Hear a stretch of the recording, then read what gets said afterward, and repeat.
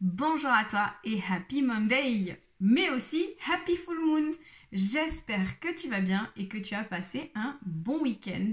Alors aujourd'hui, c'est la pleine lune à 17h59. Le soleil se trouve en Lion, la lune se trouve en Verseau. Et ce week-end, samedi, c'était aussi la fête médiane de Lammas ou Lughnasadh, selon comment on veut l'appeler. Et donc du coup, le 1er août, on célèbre la gratitude, on célèbre l'abondance, on célèbre le temps des premières récoltes. Alors, pour ce tirage aujourd'hui, j'ai prévu quelque chose d'un peu particulier puisqu'on va aller voir qu'est-ce qui stagne dans ta vie en ce moment et comment est-ce que tu peux t'en libérer. Et pour ça, on va appeler la sagesse de la pleine lune pour venir nous guider, nous aiguiller et surtout nous éclairer. Donc je t'invite à respirer profondément et pendant cette respiration à penser à cette chose-là sur laquelle tu bloques. Voilà, qu'est-ce qui te fait stagner en ce moment dans ta vie et comment est-ce que tu peux t'en libérer? Et en pensant à ça, je t'invite à choisir un chiffre entre 1, 2 ou 3. Une fois que c'est choisi, on n'a plus qu'à faire la suite. Donc si tu as choisi le chiffre numéro 1, tu es actuellement en pleine transformation. Tu dis voilà, il y a quelque chose qui est en train de... C'est un peu comme une renaissance, c'est un nouveau cycle, c'est le renouveau. Sauf que je pense que pour toi, tu es encore dans le... je termine ce cycle quoi. Donc c'est douloureux, c'est brûlant, c'est un sujet chaud et du coup ça t'empêche d'avancer. Donc pour ça, on se trouve avec la carte du phénix. Donc le phénix c'est quoi? Il renaît de ses cendres. Sauf que je pense que toi actuellement tu es encore dans les cendres et t'as pas encore pris conscience que tu peux renaître. Donc comment justement tu vas pouvoir te libérer de ça? Pour ça on a la sagesse, non c'est les messages de guérison de l'Égypte ancienne. Enfin, c'est la sagesse de l'Égypte ancienne, mais on va essayer de lui garder son nom, ce bel oracle, qui te dit que l'oliban, c'est la purification. Donc clairement, tu as peut-être besoin de travailler un peu avec de l'encens, avec justement de l'oliban, pour venir purifier et chasser les énergies négatives qui sont autour de toi. Et peut-être que ces énergies négatives, elles proviennent de tes pensées. Et donc du coup... En plus, la carte, elle dit « Ainsi, tu pourras développer une plus grande réceptivité à tout ce qui est positif et lumineux. » Donc, je pense que tu peux faire brûler un peu d'encens dans ta maison, surtout de l'oliban, pour venir alléger tes pensées, ton énergie, tout ça, pour te rendre compte que oui, ok, t'es dans les cendres, oui, ok, tu viens de brûler, mais t'es un phénix, tu vas renaître encore plus majestueux ou majestueuse. Donc voilà, tu brûles, ça fait mal, c'est pas agréable, mais généralement, quand on touche un point bas dans sa vie, c'est que derrière, il y a quelque chose d'encore plus magique qui arrive. Donc pense à ça. Pour t'aider, le message de ton âme aujourd'hui, c'est de prioriser. Donc pour ça, le message c'est tout se bouscule, tout s'entremêle, tout s'accumule. Prends le temps de lister toutes ces choses qui te préoccupent. Attribue-leur une note de priorité. Libère ton esprit.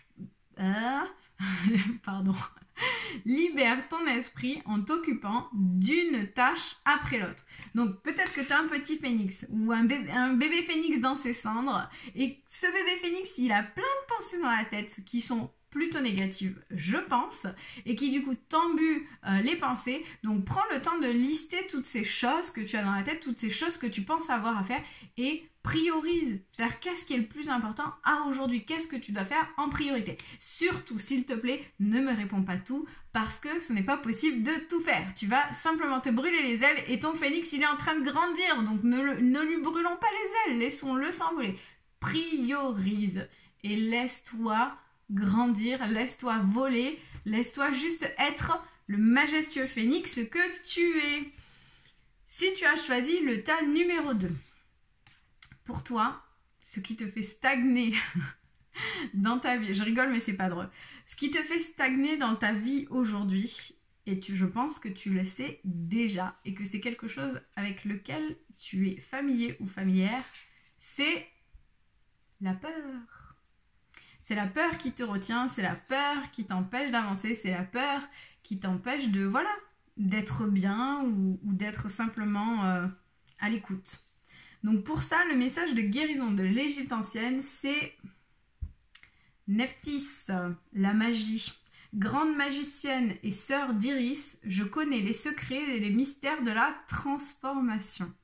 Fais-moi confiance, je t'aiderai à sublimer tes blessures. Ben, tes peurs, elles viennent de quelles blessures justement? Qu'est-ce qui t'a blessé?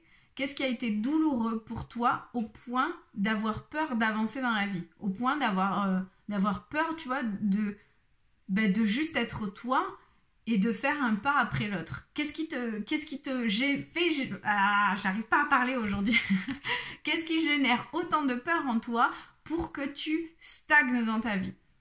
Donc, moi, je pense que ce serait intéressant de faire appel à Nephthys et de lui demander, de l'invoquer, à venir transformer ses peurs, à venir sublimer tes blessures en quelque chose qui va t'aider à avancer. Et pour ça, le message de ton âme, c'est de prendre du recul. Tiens donc. Donc le message, c'est stop, respire 3 fois et fais quelques pas en arrière. Tu pourras apprécier la situation que tu vis dans son ensemble. Peut-être y a-t-il des parties du puzzle qui manquent à ton champ de vision. Donc en gros, c'est qu'est-ce qui se passe aujourd'hui et qui fait que ça génère de la peur. Qu'est-ce qui se passe en fait dans ta vie pour que tu aies peur, pour que du coup tu sois bloqué, pour que tu ne puisses pas avancer. Après, je vais te donner un petit insight très personnel. Moi, personnellement, quand je ressens de la peur, quand il y a quelque chose qui me fait peur dans la vie, mais peur au point vraiment d'avoir le ventre dérangé ou vraiment j'ose pas, je me dis, je sais pas. C'est que derrière, je sais qu'il y a quelque chose de grandiose. Et quand j'ai peur, généralement, je saute tête baissée. Parce que je sais que derrière, c'est juste ouf. Parce que plusieurs fois dans ma vie, j'ai eu peur. Et quand j'ai sauté et que je me suis autorisée en me disant, on s'en fout, peu importe le résultat, je saute, j'y vais. C'était juste waouh. Donc, pense à ça la prochaine fois que la peur vient frapper à ta porte. Si tu as choisi le tas numéro 3. Pour toi, qu'est-ce qui te fait stagner dans la vie? Il y a une histoire de danse.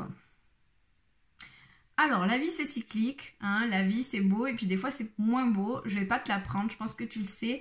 Mais ce qui te fait stagner, c'est peut-être que tu n'arrives pas ou ne t'autorises pas à danser avec la vie, avec ces moments justement qui sont moins fun. Tu vois, à danser sous la pluie, par exemple. À être heureuse ou joyeuse quand les temps sont durs.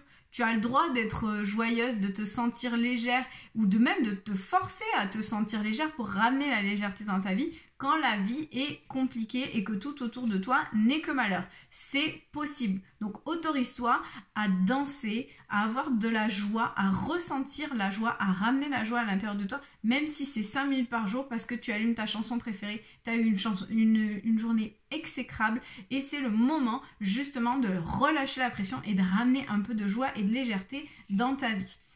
Et donc le message de l'Égypte ancienne par rapport à ça, par rapport au fait que ce qui te fait stagner, c'est que peut-être tu as moins de joie dans ta vie, c'est Sekhmet, la colère.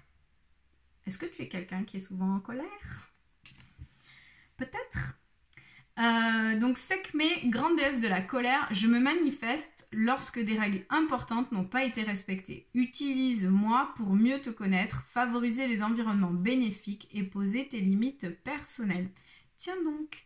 Donc peut-être que ce qui te fait stagner dans ta vie, c'est que tu ne mets pas assez de joie et tu n'arrives pas à danser avec les moments simples ou des fois durs de la vie parce que tout simplement, tu n'arrives pas aussi à poser tes limites avec les autres et tu es souvent en colère parce que les gens, tu les autorises d'une certaine manière, en tout cas tu ne leur dis pas stop lorsqu'ils franchissent des règles qui pour toi sont infranchissables. Donc peut-être que c'est ça qui te fait stagner, tu vois, et que du coup tu n'arrives pas à être dans la danse perpétuelle de la vie, à accepter le changement, le côté cyclique.